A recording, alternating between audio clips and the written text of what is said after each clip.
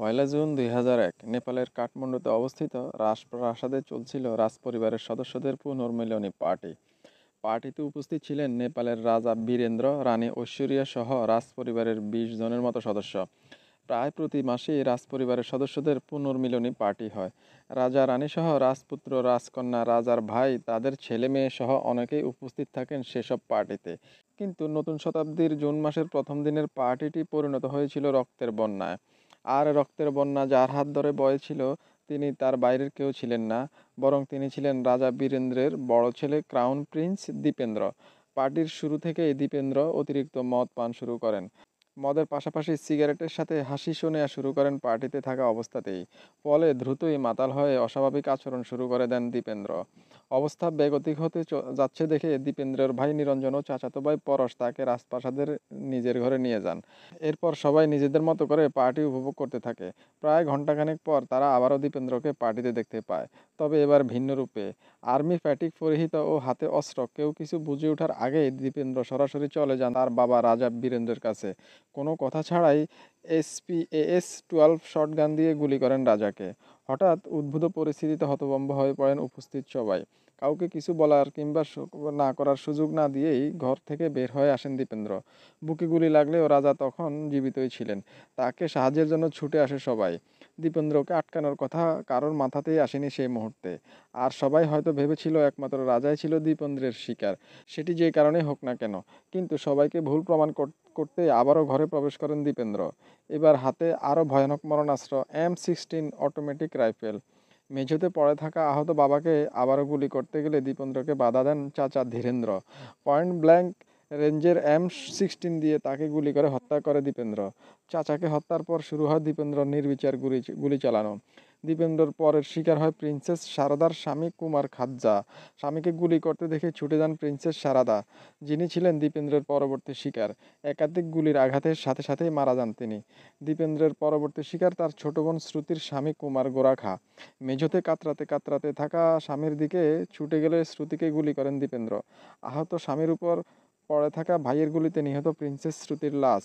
দীপেন্দ্রের হত্যাকাণ্ড হয়তো তার বোনের মাধ্যমে শেষ হতো, কিন্তু আহত রাজা মেঝোতে পড়ে থাকা একটি অস্ত্র তুলে ছেলেকে গুলি করতে গেলে রাজার বোন শোভা শাহী তার ভাইকে আটকান ও রাজার কাছ থেকে অস্ত্র কেড়ে নেন। তিনি ভেবেছিলেন দীপেন্দ্রের হত্যাকাণ্ড শেষ হয়েছে, আর রক্তবন্যার কোনো মানে হয় না, কিন্তু সেটি বাস্তবে হিতে বিপরীত হয়ে যায়। ফুফুর কাছে অস্ত্র দেখে ৯টি গুলি করেন দীপেন্দ্র। তবে ভাগ্যক্রমে সেই ভয়ঙ্কর রাত্রির বিভীষিকা থেকে বেঁচে যান তিনি। দীপেন্দ্রের আক্রোশের শিকার হতে থাকে তার চাচা, ফুপু, ভাই, বোন সবাই। ঘর থেকে বের হবার পর আগে দীপেন্দ্র মুখোমুখি হন চাচাতো ভাই পরশের। তার দিকে অস্ত্র তাক করলেও এক পর্যায়ে কোনো কথা না বলে ঘর থেকে বের হয়ে যান দীপেন্দ্র। তার পেছনে পেছনে যান দীপেন্দ্রের মা রানী ঐশ্বরিয়া ও ছোট ভাই নিরঞ্জন। তারা দুজন আরও কয়েকজন সহ পাশের কক্ষে লুকিয়েছিলেন। ঘর ছেড়ে যাওয়ার আগে দীপেন্দ্র মেঝো কিংবা সোফায় পড়ে থাকা দেহগুলো মৃত কিনা নিশ্চিত হবার জন্য পা দিয়ে লাথি মেরে নিশ্চিত হয়েছিলেন। তবে গুলিতে আহত হয়ে অজ্ঞান অনেককেই মৃত মনে করায় সেই রাতে বেঁচে যান বেশ কজন। রানী ঐশ্বরিয়া ও প্রিন্স নিরঞ্জন দীপেন্দ্রের পেছনে পেছনে গিয়েছিলেন তাকে থামানোর জন্য, কিন্তু দীপেন্দ্রের আক্রোশের হাত থেকে বাঁচেননি তার ছোট ভাই এবং মা। প্রথমে ভাইয়ের বুকে একাধিক গুলি চালিয়ে প্রাসাদের বাগানে হত্যা করেন দীপেন্দ্র। পরবর্তীতে রানী যখন দীপেন্দ্রকে জিজ্ঞেস করেন তার উদ্দেশ্য কি, তখন কোনো কথা না বলে তার উপরেও গুলি চালিয়ে দেন দীপেন্দ্র। রাজপ্রাসাদের ভয়ঙ্কর সেই রাতে দীপেন্দ্রের শেষ শিকার ছিল তার মা। তবে শেষ গুলিটি চালিয়েছিলেন নিজের উপরেই। নিজেকেই গুলি করে আত্মহত্যার চেষ্টা করেন তিনি। তবে মাথার বাম দিকে গুলি লাগার পরেও বেঁচে ছিলেন তিনি। এর মধ্যে রাজা ধীরেন্দ্র মারা গেলে দীপেন্দ্রকেই রাজা ঘোষণা করা হয়, কিন্তু দীপেন্দ্রের রাজত্ব ছিল মাত্র 3 দিনের। হাসপাতালের কোমায়। রাজপ্রাসাদ ক্রাউন প্রিন্সের এই হত্যাকাণ্ড নেপাল সহ পুরো বিশ্বকে অবাক করে দিয়েছিল। রাজা হিসেবে বীরেন্দ্র জনগণের বেশ পছন্দের ছিল। ক্রাউন প্রিন্স দীপেন্দ্র নিজেও জনগণের পছন্দের ছিল, কিন্তু হত্যাকাণ্ডের পর রাজা হওয়া জ্ঞানেন্দ্র মোটেও জনগণের পছন্দের কেউ ছিল না। সেই সাথে পরিবারের প্রায় সব সদস্য উপস্থিত থাকলেও সেই রাতে প্রাসাদের জ্ঞানেন্দ্রের অনুপস্থিতি ও জ্ঞানেন্দ্রের স্ত্রী বা সন্তানের কারোরই নিহত না হওয়ার প্রশ্ন তোলে হাজারটা। তবে জ্ঞানেন্দ্রের দিকে আঙ্গুল তোলার আগে একটু পেছনে ফিরে দেখা যাক দীপেন্দ্রের জীবনের ইতিহাস। 1971 সালে জন্ম নেয়া দীপেন্দ্র পড়াশোনা শুরু করেন নেপালেই। পরবর্তীতে ইংল্যান্ডের ইটন কলেজ থেকে পড়াশোনা করেন তিনি। ইংল্যান্ড থেকে ফিরে নেপালের ত্রিভুবন বিশ্ববিদ্যালয় ও নেপালের সামরিক একাডেমিতে প্রশিক্ষণ নেন তিনি। ত্রিভুবন বিশ্ববিদ্যালয়ে ভূগোল মাস্টার্স ও PhD করেন তিনি। সামরিক প্রশিক্ষণের পাশাপাশি সিভিল এভিয়েশন থেকে বিমান চালনার প্রশিক্ষণ নেন। সামরিক একাডেমিতেই তিনি অস্ত্র চালনায় নিজের পারদর্শিতা দেখান, আর অস্ত্রের প্রতি তার বেশ আগ্রহ ছিল। প্রায় রাতেই প্রাসাদে পাখি মারার জন্য বের হতেন বন্দুক নিয়ে। এই কারণেই সে রাতে তিনি যখন অস্ত্র নিয়ে বের হয়েছিলেন তখন নিরাপত্তা কর্মী কিংবা প্রাসাদের অন্য কেউ সন্দেহ করেননি। এই ঘটনার বেশ আগে থেকেই গুজব ছিল দীপেন্দ্রের বিয়ে নিয়ে পরিবারের সাথে তার ঝামেলা চলছিল। দীপেন্দ্রের সাথে দেবয়ানী রানার বেশ কয়েক বছর ধরে সম্পর্ক ছিল, কিন্তু তাদের দুই পরিবারের সম্পর্ক বেশ আগে থেকেই খারাপ ছিল। এছাড়াও দেবয়ানী ছিল ভারতের এক রাজ পরিবারের সদস্য। এসব কারণে দীপেন্দ্রের পরিবারের কেউই তাদের বিয়ের ব্যাপারে রাজি ছিল না। বিশেষ করে দীপেন্দ্রের মা রানী ঐশ্বরিয়া ও দীপেন্দ্রের বোনেরা এই বিয়ের পক্ষে ছিলেন না। এ ব্যাপারে ভাই বোনদের সাথে দীপেন্দ্রের একবার বেশ বড় ঝগড়াও হয়েছিল।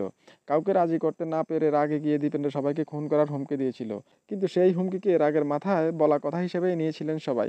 সেই রাতে দীপেন্দ্র সেই রাগেই হত্যাকাণ্ড চালিয়েছিল কিনা সেটা নিশ্চিতভাবে বলা না গেলেও পরিবারের সদস্যদের উপর তার রাগ ছিল সেটা নিয়ে কোনো সন্দেহ নেই।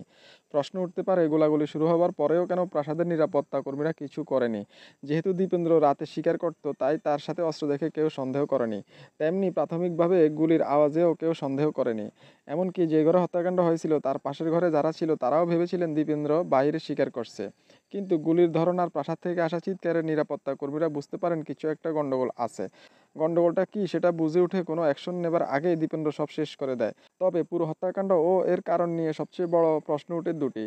প্রথমত, রাজা বীরেন্দ্রের ভাই জ্ঞানেন্দ্র সেদিন পার্টিতে অনুপস্থিত থাকা। জ্ঞানেন্দ্রের রাজসিংহাসনে বসার একটিমাত্র উপায় ছিল রাজা বীরেন্দ্র ও তার দুই ছেলে দীপেন্দ্র ও নিরঞ্জনের মৃত্যু। সেদিন দীপেন্দ্রের বাবা ভাইদের সাথে বোন ও তাদের স্বামীদের হত্যা করার চেষ্টা করে। সবাইকে হত্যা করতে না পারলেও অন্তত আহত করে। কিন্তু জ্ঞানেন্দ্র নিজে ছিলেন অনুপস্থিত। তার স্ত্রীর হাতে গুলি লাগলেও অন্যদের তুলনায় আঘাত ছিল খুবই সামান্য। এমনকি জ্ঞানেন্দ্রের ছেলে পরশ কোনো প্রকার আঘাত ছাড়াই বেঁচে যান।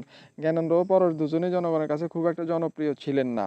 ফলে দীপেন্দ্রকে মাদক দিয়ে পুরো পরিবারকে হত্যা করিয়ে দিয়েছে এমন প্রশ্ন ওঠা খুবই স্বাভাবিক ছিল।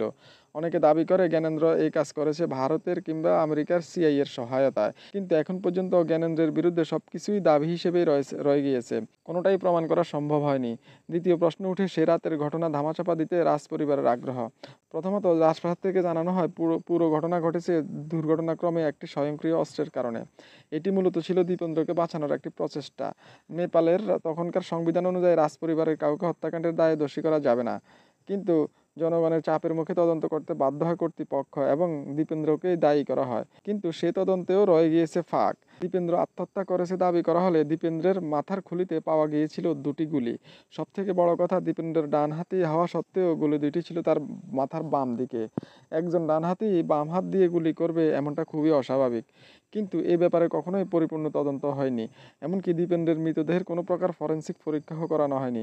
ফলে অনেক কিছুই ধোঁয়াশার মধ্যেই থেকে গেছে। সেদিন পার্টিতে উপস্থিত থাকা রাজা বীরেন্দ্রের বোন বলেন দীপেন্দ্র শুরুতে মাতালের অভিনয় করেছিল, কারণ তাকে যখন বের করে নিয়ে যাওয়া হয় তখন তার যে অবস্থা ছিল তাতে 1 ঘন্টা পর ফিরে এসে ঠান্ডা মাথায় হত্যাকাণ্ড চালানো সম্ভব ছিল না। মধ্যযুগে রাজপরিবারের সদস্যদের নিজেদের মধ্যে যুদ্ধ করত সিংহাসনের লড়াই নিয়ে।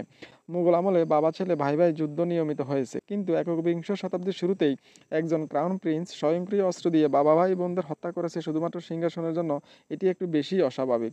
প্রায় 1.5 যুগ পার হয়ে গেলেও এখনও রয়ে গিয়েছে অসংখ্য প্রশ্ন, কিন্তু সেসব প্রশ্নের উত্তর যিনি দিতে পারতেন তিনি আর বেঁচে নেই। অসংখ্য অজানার মাঝেও নেপালের রাজপ্রাসাদের সেদিনের হত্যাকাণ্ডের কারণও হয়তো চিরদিনই অজানা থেকে যাবে। ধন্যবাদ।